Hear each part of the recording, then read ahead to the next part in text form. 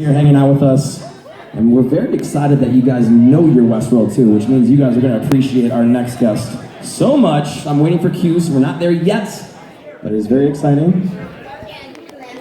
It's very quiet. I feel like a college professor. Just a couple things to keep in mind too as the show goes on. We just ask that you respect our guest.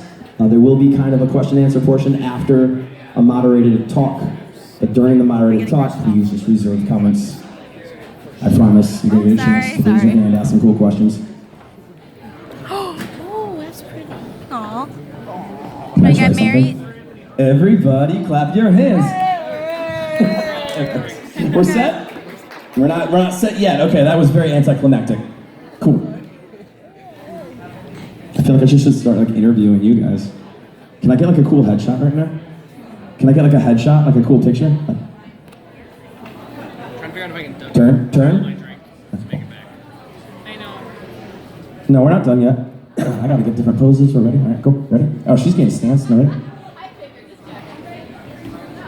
I feel so much more famous than I am right now. My best friend's like, you're an idiot. Guys, again, thank you so much for coming out to the Westworld experience. Is that our green light? We're good? We're set?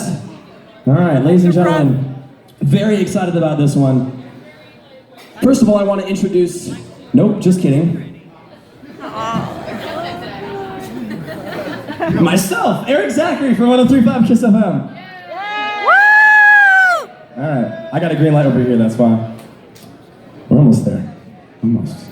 Who came from the suburbs? You know the last metro is 1240, right? I'm making sure. You do not want to miss that train. We're good? Are you sure? Well, it depends on your line, I suppose. Yes. I brought to Elegant, so I know. All right, ladies and gentlemen, it is my pleasure, first of all, to introduce a producer of Westworld from HBO, who's going to be moderate today's talk. Noreen O'Toole, make some noise. Let's bump that soundtrack a little louder. Let's do this. You know him as Felix. Ladies and gentlemen, Leonardo Nmnm.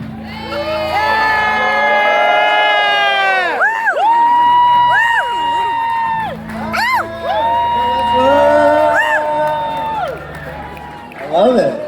Hi guys. Hey. Here we go. That's amazing. That's amazing. Thank you guys for coming. So wonderful to see lots of black and white hats here. Although it's a good ratio. Yeah, it's a good ratio. Worries. Well, I guess I wanted to start off tonight with an easy question for you. All right. Just get right into it. What is one word, without any spoilers, of course, that sums up your experience on Westworld this season? I've got to say my experience is, the word I use is probably mind-blowing, which is two words, but if you put a hyphen in between, it's one word. Yeah, mind-blowing. I mean, to be part of it, of a show that really has captured, the hearts of so many people. It makes us think in the way that we do about consciousness, about humanity, about what it means to be a person. It's really been amazing, and also to be on these sets and to go on these storylines and stuff is just such an absolute dream. Okay, so another easy one. If you could choose your own park, what would the theme be of that world and why? Oh, good one. I've got to say, probably I love the idea of Egyptian times, and I was just there and I was thinking, oh my God, they built this? I'd love to be here for this. It's amazing. But I do think to do a Westworld one, I'd love to do a future, SpaceX colonizing Mars and stuff. I'd love to see. Yeah, that'd be crazy to see. Okay, let's simulate what it would be like to live in Mars or something like that. Yeah. Who do you think you would bring with you? Could you? I'd bring you with me. I'd bring a friend. That's what I'd do. So looking back on season 1, how do you think your characters changed this season? I think, Felix is, all the characters are evolving, right? And so Felix is also a part of that too. And he's evolving and really starting to become someone that has grown from someone that is a model person, that keeps his head down, that only does what he's told, and then eventually kind of becomes like one of the bravest humans there, that really is starting to find his own voice, and you know, of course, it has that connection with Maeve, Team Maeve, everyone, Team Maeve. Yes, to seeing his brave side come out, and this other side, what it means to be a human, what it means to be a man, what it means to be in love, what it means to really want something and go for it, even though he understands that, you know, that he may die. There is a humanity to that. There is a love and compassion to that. And speaking of Maeve, you actually, we all get to see you in Shogun World this season. Yeah. Can you tell us a little bit about what it was like shooting Shogun? Like, did you know walking in and going into season 2? Did Jonah and Lisa tell you a little bit about it? Was it a big surprise? Like, I mean, I was really excited. You know, I know at the end of season 1 when we walked into that, I was like, it's complicated. Like, I don't know. It was great. It was super, super exciting. And I know that Jonah and Lisa, of course, talked to us about the idea of these other worlds that were going to happen. And I was super thrilled that I was going to be a part of it. And it's been such a crazy, wild ride. Just so amazing. I see an Akane here. That is the blood and everything. That's crazy. And so, I didn't know exactly what the storyline was going to be, but I knew that we were going to enter this world, and you know, the way that season 1 had already been so spectacular, I knew that Shogun World was going to be like just off the hook, like crazy, and it was. So I'm super grateful. that's great. So this is just a think piece. All right. So much of season 1 was about identity and the search for our true selves. How does this exploration deepen during season 2? So the idea of free will is something that has been an overarching thing from season 1 going into starting to spin into consciousness. I think that's something that we as humans, we as people, and as you're growing up, you start to realize. You start to think, oh, I think, therefore I am, and therefore I am. I have free will, and so that evolution that is continuing to be told through season 2, and someone that reads these scripts and you know thinks about this as well, like it's really mind-blowing to think that there is a group of producers, of writers, of people that are interested in this and want to tell this story and this narrative in this way, and I'm so glad to be part of that wave. I think we're all surfing this wave together, and yeah, man. That's great. So, I mean, you know, obviously the season 2, you had a whole season before that, but I actually don't think I ever had a chance to really talk to you about season 1. Like, what did you do to prepare for the character of Felix? Like, when you first got the part, like, what was your first reaction? Did you do research? Like, tell us about it. The first part with when I got the role, I was just like, yeah, are you kidding me? Yeah, I was all about it. And then when I started to realize what this character was, and I had an opportunity with Jonah and Lisa to sit down with them and to talk about the overarching themes that the show was going to talk about, and it was so great because that offered me an entry point. And as an actor, I'm always looking for, or any type of project, I'm looking for an entry point. And so for me, the entry point for Felix was opera, and the idea of it being like a moving meditation. And so that kind of is still my entry point, how I weave into when I go into work. So for example, you know, I'll be at home, you know, with my kids or something like that, and then I've got to go to work. And then to go into work, I'll put on opera, and it kind of elevates. It's like a heightened storytelling mode for me, and it brings me into the mind and thought of where I believe Felix would be, which is at any moment, am I going to die? What's happening? What's going on? What's going on? Are you ready for anything? Yeah, what's going on? So, you know, if you were a visitor to Westworld, what's the first thing that you would do if you were a guest? Well, you know, I'm not gonna lie, I'd head on right on down to Mariposa and have a little fun, and then I'll get my adventures on. You know what I'm saying? I'm human. What am I gonna do? I'm human. It'd be nice if we help Dolores and get there, but So if you can manipulate your behavior levels like we've seen on the show, what do you think that you would increase and perhaps decrease? I think I decreased my charm. That's what I do. No, in all seriousness, I think for me, I think what I would do is probably turn up my smarts, because then I'd be a producer or a writer and not an actor on Westworld. Yeah, I think the idea of having an all-knowing, to be plugged in to the internet or to be plugged into that information at all times, I'd love to be able to experience that, you know? I think that also have to also heightened up kind of balance. What do you do with that? If you do know all of that, if you do know all the answers, how do you deal with the emotions surrounding that?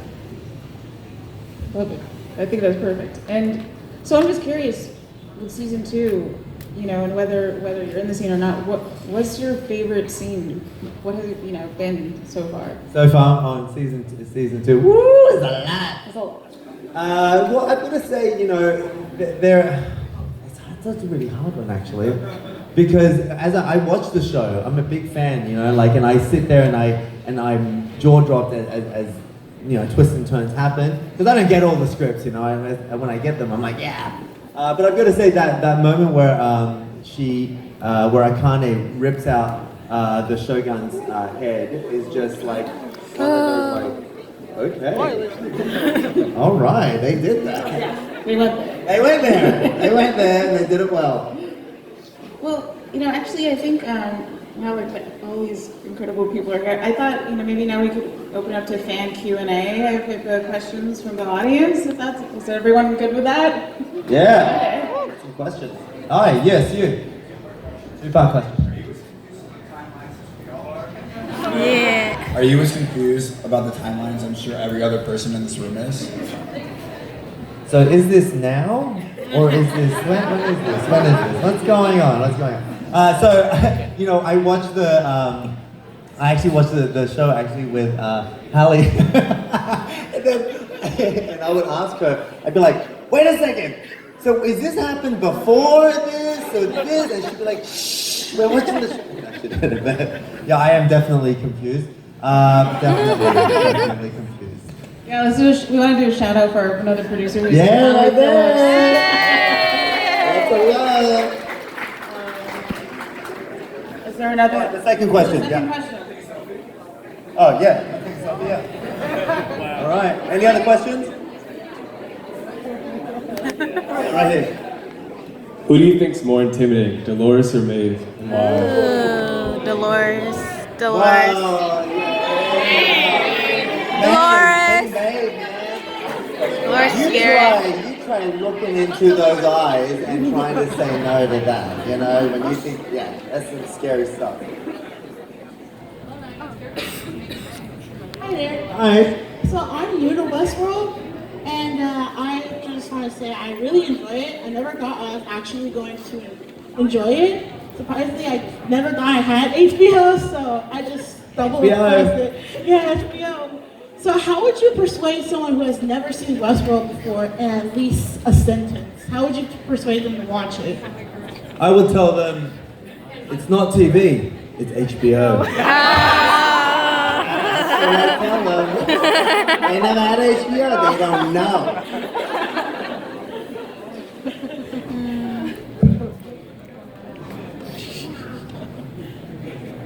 Any other questions? I did see the original movie, yeah, I loved it, it was scary. So have you guys seen the Easter egg with, well, there are many, but have you seen the Yul Brenner? Yeah, right? When that happened, I was like, oh, I know him. That's great. Oh, so I have a story about Ed Harris. So I and Anthony, I saw Anthony at lunch, and I just was so scared to come up to him. I was like, oh my God, that's Anthony Hopkins. And then I saw Ed Harris, and then I go, hi, Mr. Harris, and he goes, And then everyone around me was like, he responded to you. Totally bonded. We bonded. The greatest. We're best mates now. Yeah. We're best mates. Yeah, he's a great one.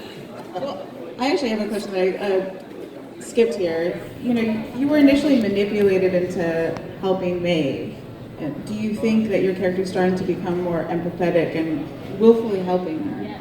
Of course. Yeah. I think that there is something that is growing in anyone to think that originally it was just about survival, and then you realize in someone's evolution, you're starting to, especially in Maeve's evolution, you're starting to see go from someone that is a heartless madam to almost like a benevolent dictator. Or someone that is, you know, so compassionate. So it definitely has grown along the way, and I'm always thankful to be alive. Hi. If you got to play any other character in Westworld, like No Holds Barred, just based on character, who would you want to be? Oh, that's a good one. You know, I've got to say, I really like Clementine. I mean, she is so scary. Terrifying. Yeah, Lately, she's just like yeah. with that dead face and look, stuff like yeah. that. I'm like, I see her down the street, I'm like, whoa, okay, I'm across the street. That would be a fun one. But I think, you know, I've got to be honest, like, to play Maeve's part, I think I'd look good in a corset. I think I'd look great, you know, at the beginning. Your colors too. Great. What's your favorite song off the soundtrack? Oh, good one. We were just talking about this backstage, yeah. I've got to say Paint It Black. Yeah, I've got to say that's the one. There was this other song that I wished originally was going to be possibly part of the show, but anyway, maybe it'll happen later. Yeah, you never know. So, are you a white hat or a black hat? You know, I just did the VR experience, and I've got to say I'm really shocked by my response. What was it? White hat. I was like, I always thought I was going to be black hat. Like, yeah. And then I was faced with that decision, and I thought, boom, white hat. I don't know. Maybe Felix got to me. I think it's definitely. Well, can you tell us a little bit more about what do you think Felix is thinking this season? Like, where is it? What does he think this is going? And you know, the great thing about playing Felix is that he is like the audience. He's you guys, you know, like he is someone that's experiencing the show and what's happening as it's happening. So a lot of the season has been being that bridge and just being like, what is going on? It's just taking me along for the ride.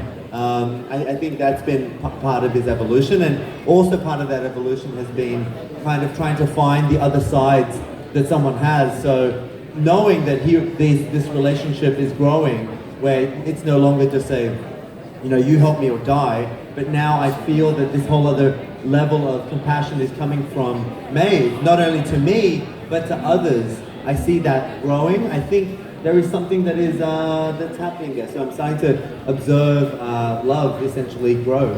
And I think that there is, when you watch love grow, everyone becomes heroic in that moment.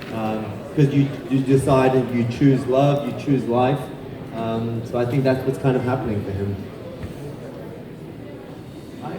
Hi. Oh, so I don't. Oh, I was just wondering, what's been your favorite or most ridiculous fan theory so far that you've heard? Oh, okay. The most interesting one that I heard, I've got to say, is that Westworld is in the bottom of the ocean. And that it's on the bottom of the ocean, which is why you can get that kind of topography. And also, which is why you get in there via a train. So I was like, what? Before I heard that it was maybe another colony, another planet, but you know, I've tried to, I don't know. Yeah, ask her. I've practiced my poker face for years, so it's just. Hi. I don't want your character to die, but Please, me too. But in a show where a lot of people die, so if you could choose how your character dies, how would it go? Whoa, damn, that's a hard one. I think he would die in the last season of Westworld. Good answer. Right at the end. Like this. So the camera, there. Tell me you're just as over.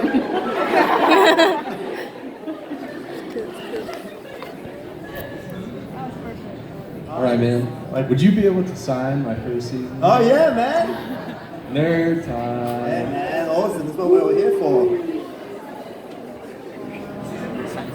He brought his like Blu-ray Saturday DVD set of it, I think. All right. And while we're here, is there ever a question that, and I think I remember you asking this to another cast member, is there ever a question that you wish that you would get? Is there one that... A question that I wish that I would get.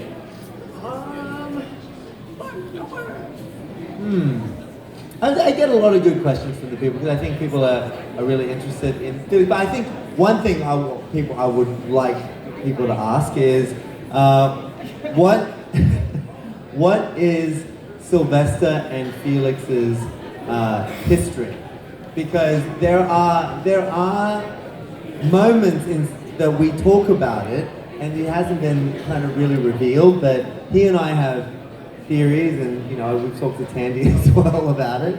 And in the hair and makeup trailer, we go crazy with theories of backstory and stuff. So I think the hair and makeup trailer is its own show. You Yeah, guys should hair just and do your makeup, own. Yes, that's Westworld 1.2. yeah, I don't know. the original. Yeah, it's a sidebar. Yeah, maybe some crazy theories in that trailer.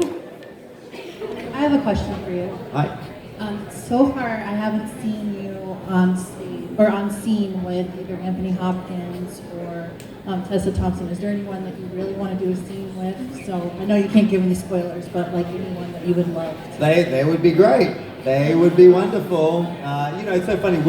We've talked a couple times.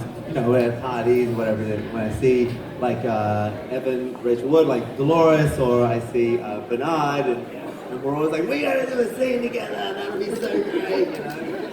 That was at the end of season 1. So season 2, as season 2 came around, we're like, what? Didn't tell you anything. And I believe we're in our last question for the evening.